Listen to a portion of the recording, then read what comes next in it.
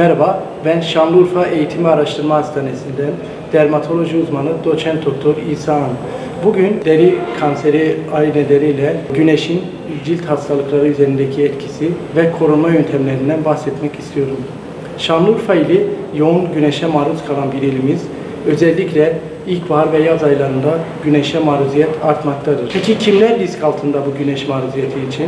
Özellikle bebekler, yaşlılar, açık tenli kişiler, uzun süre güneş altında çalışan tarla işçileri ve inşaat işçileri gibi kişiler risk altındadır. Ne yapmamız gerekiyor? Nasıl korunmamız gerekiyor? Güneşin yoğun olduğu saat 10 ile 16 saatleri arasında dışarı çıkmamamız gerekiyor.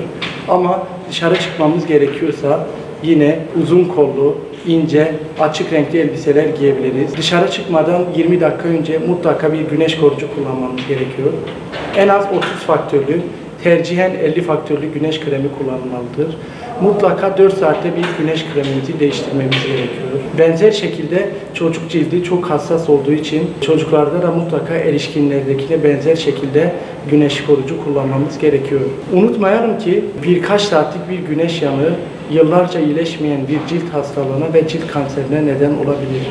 Benzer şekilde daha önce vücudumuzda olmayan bir ben ya da daha önce vücudumuzda olan bir bende renk değişikliği, şekil değişikliği ve boyutunda bir değişiklik fark ettiğimizde mutlaka bir dermatoloji uzmanına başvuralım. Teşekkürler.